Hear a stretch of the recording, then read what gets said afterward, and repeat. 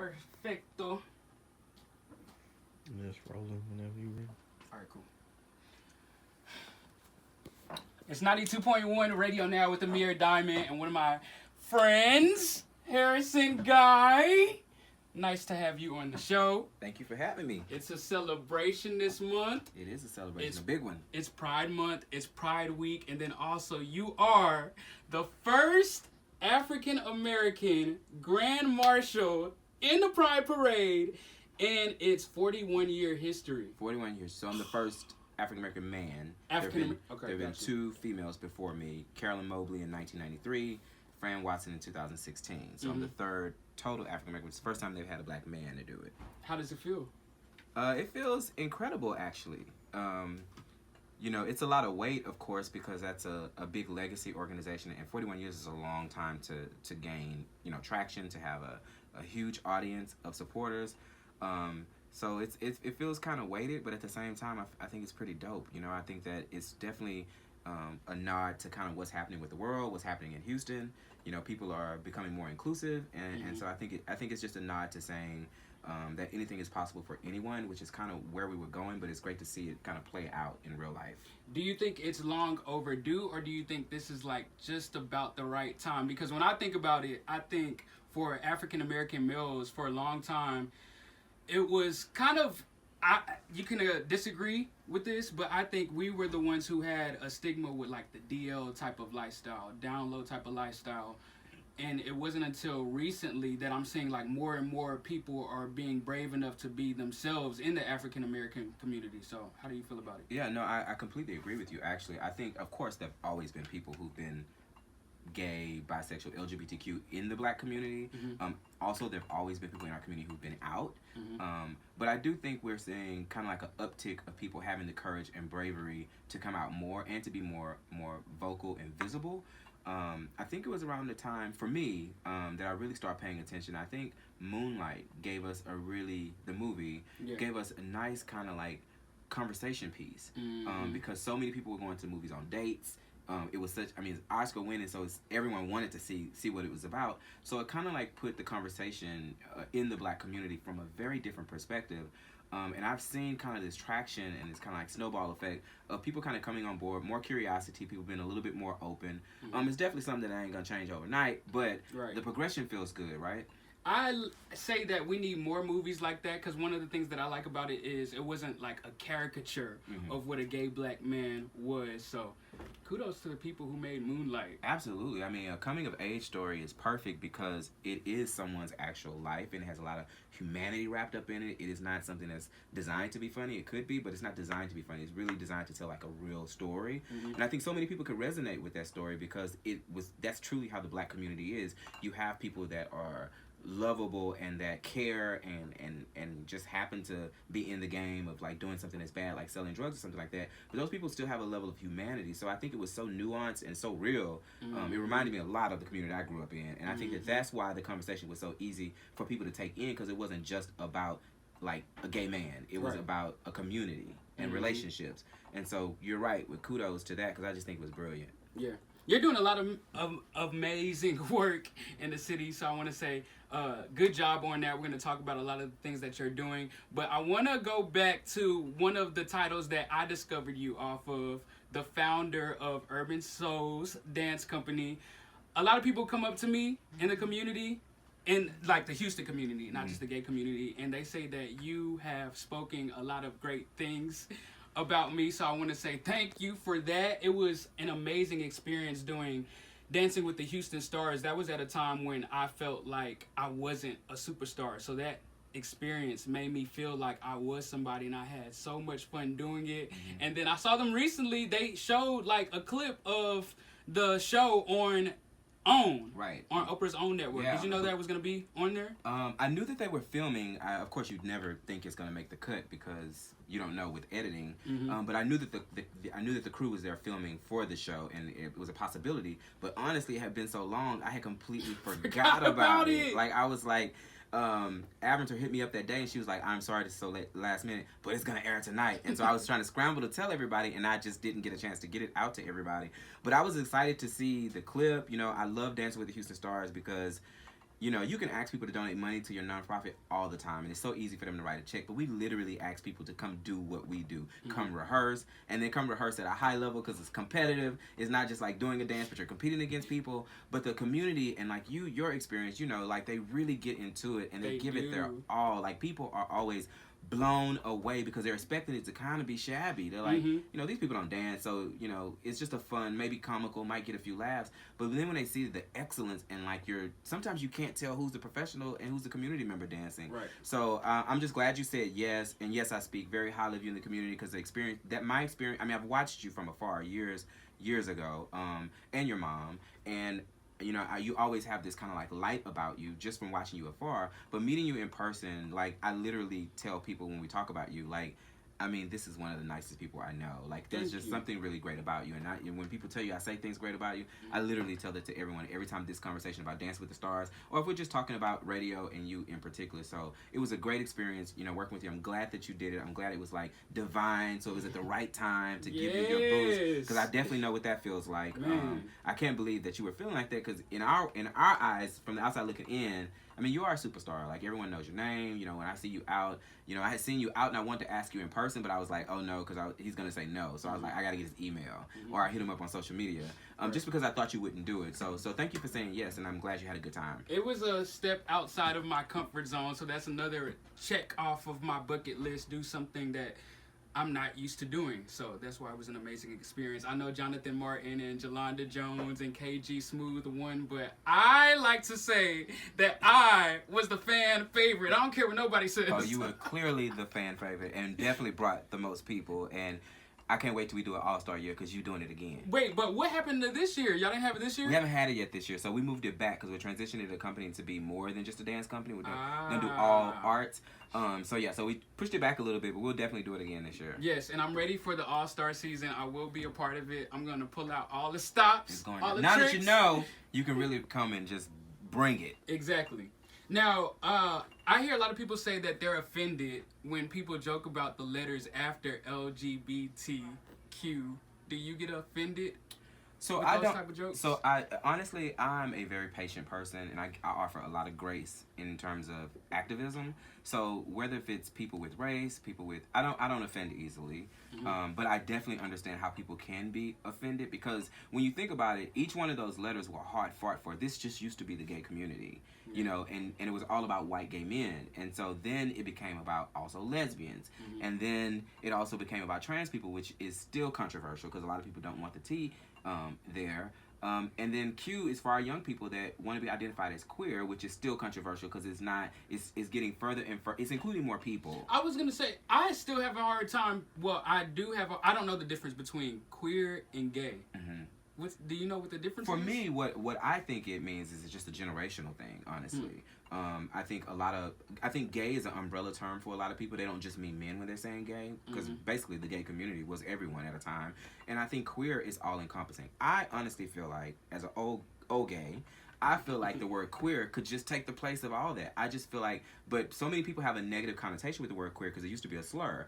But I just think that young people have it right. Like, we could just say queer, and that just means everybody who falls under this. And I think that's where we're going. I think you got to create a whole lot of boxes first before you can just be one thing. And so I think we're getting to a point where we're including as many people as we can, and then eventually it'll just be everybody. So you've been on the Mayor Sylvester Turner's LGBTQ advisory board for 2 years. What are some of the things that you've helped him to accomplish? Sure. So when we first started, I mean, the advisory board started as a reaction to what happened in Orlando with the Pulse massacre, where 49 people were killed in a gay club one night. And so the mayor said, you know what, that could be Houston.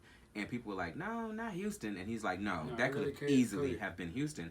And so it was great to have a mayor initiate this, right? To say, I don't know what y'all working on, but we got to stop right now and figure out how can we do something to, if we can, eliminate some of the stigma and prevent something like this from happening in Houston. So he started the board with 49 people and just said, look at the city and tell me like how the city can be more inclusive. I mean, we like to say we're diverse, but I know we have work to do. And so he put 49 people, 49 activists on the board, and we're all busy and everyone's working in other areas. But some of the things that we were able to come to the table with for this particular board was to really use the mayor's name to get into spaces we hadn't been and to grow our network outside of Montrose, outside of LGBTQ people.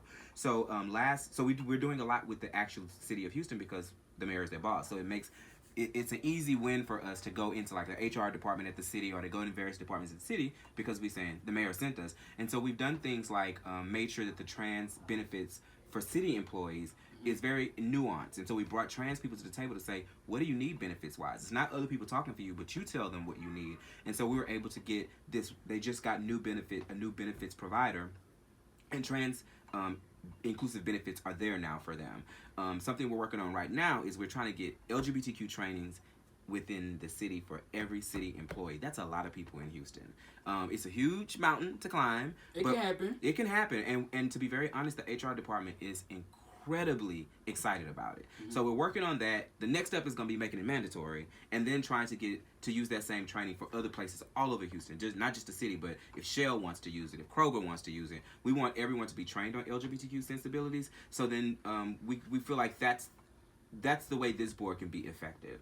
The last thing I'll probably talk about that we're doing is we're doing, well, two things. One thing we're doing is with youth. LGBTQ youth are never listened to. They're never at the table. Every time you bring up youth, people say the mayor don't have nothing to do with HISD. So a lot of people are turned off by doing things for young people. But we have a huge young folks in this initiative coming out this year called Queer Say. I'm very excited about that. And then we do this thing called, our theme is Pride All Over Houston. So we're trying to show LGBTQ visibility in every part of Houston, in here, over in Greenway Plaza, in River Oaks, not just Montrose, to remind people that LGBTQ people live all over Houston. We work all over Houston. We're teachers, we're babysitters, like we're radio human. personalities. We're radio personalities. We're all over the city. We're not just in Montrose. And so that's how the board has figured out it could be most effective. And I'm happy to lead that charge. It's Harrison Guy in the studio, the very first African American male Grand Marshal of the Pride Parade. Pride Parade. Houston Parade. Pride Yes. Houston. What was your coming out experience like? My coming out experience was amazing. I have probably the best family in the world. No kidding. Hands down. I've heard lots of coming out stories. But I mean, I came out to so many people. It's hard to say which one was a coming out story, but I like to say, I like the story of my mom. When I went to college, I went to Prairie View, and Prairie View is not too far from where I'm from, which is in Lamarck. But you have to pass through Houston to get to either Prairie View or Lamarck when you're traveling. So I would go home every weekend, and I would have a gentleman to bring me home every weekend. And so one Thursday, my mom was like, she called me at school, and she was like, hey, you coming home this weekend? I'm like, of course. She's like, cool, we're having a fish fry, blah, blah, blah. She's like, but when you get home, I want to talk to you about something. And we don't have the type of relationship where we put talking on hold. We just talk about what we want to talk about. So the fact that she needed to see me in person, I kind of knew she was going to ask something about that. And so I dreaded the conversation. And I went home, and she basically asked me, she was like, hey, I've been wanting to ask you, are you gay? And I said, yeah, I think so. And she was like, hey, you know, the guy named Randy is a very good friend of mine now. But she was like, so Randy, who brings you here, is that your boyfriend? And I was like, yeah. And she was like, cool. And that was pretty much it. You know, she told me, one of the things she told me at that time is she kind of cried, and she's like, I'm only crying because I feel like no one has prepared me with the words to like tell you, and I don't want to say the wrong thing. She was like, but I love you. She's like, the only thing I want to tell you is just don't let the world disrespect you. Don't let people call you faggot. Don't let people call you sissy, punk. She's like, you can still be whatever you want to be, and I just don't want you to let the world tell you any different. And that was kind of my experience. We went on about, you know, the family went on, because I think everyone always knew anyway. I was incredibly feminine growing up, so everyone knew. So it wasn't a big deal, and my family has been really, really accepting all my life. Mm-hmm. That's an amazing story. It gave me chills. Yeah. Another story that gave me chills was a story about your experience at PV, the college that you went to, about your roommates. Yeah. I'm trying to do like these pride reflections all week on social media, where I'm just thinking about, because I think I came to this moment with the help and inclusion of a lot of people, and I have a lot of friends, and they're all different, right? And so I just think we don't give enough straight people credit for the work that they do to be okay. And I mean, they're fighting against things they've been taught in church and all these kind of things. So I just wanted to pay, you know, mad respect to my college roommates, because they are absolutely amazing. So when I got to Prairie View, I had prayed, please don't let me have homophobic roommates because I will come back home. Like, it was that serious to me. And like when I met them, instantly I knew they were straight. Because you know how straight people have that vibe. So I knew they were straight, and they were just really, really. I met their parents at the same time, and it's just we instantly clicked, right? And so we became the best of friends. But my test for them about coming out and letting them know I was gay was I was going to decorate my room in Mickey Mouse, all Mickey Mouse. I'm talking about I had Mickey Mouse curtains on the wall. There was no window. I put Mickey Mouse curtains on the wall, a faux window, at Prairie View in Holly Hall. And so I knew that once I decorated, whatever they gave me back was going to tell me what kind of guys these were. It was a test of their values. So they came back from class that day. They saw the Mickey Mouse. I mean, didn't flinch, didn't say a word, nothing about it. And I was like, damn, because I was really expecting them to give me grief about it. Yeah. And then a couple days later, I came back to the room, and they both had picked a cartoon character and decorated their side of the room with a cartoon character, too. And I really just feel like they didn't have the words at that time, because we were 18, 19 years old. They didn't have the words to be like, we're cool with you. We accept you. But that gesture of coming in there, so we had a cartoon room, which means now everyone who comes in that room is going to think they're gay, too. They're going to get a lot of the same homophobia I'm getting, but they didn't care. You know, the relationship that we were going to build was much more important to them than what anybody said to them on campus. And I mean, we dressed alike for dinner. I mean, it just grew and grew and grew from there. It became a brotherhood. They accepted me, and so it was just an amazing, amazing experience for me. And there's still good people today. I'm gonna show you one of my favorite magazines real quick. Okay. This one right here. Oh, Love Wins Texas. This picture is awesome. Every time I see it, it gives me hope. So it's a picture, for those of you who are just listening, it's a picture of Harrison and his hubby at their wedding. And they're both wearing crowns. It's so regal. They're wearing purple. What's marriage life like? Marriage life is amazing. Fortunately for me, Adrian, my husband, and I, we have been together we got married on our 10-year anniversary, so we have been together for 10 years. And I honestly am not really a wedding marriage kind of person, but I knew that it was always a dream of his, so I proposed to him because I knew that that was kind of his dream.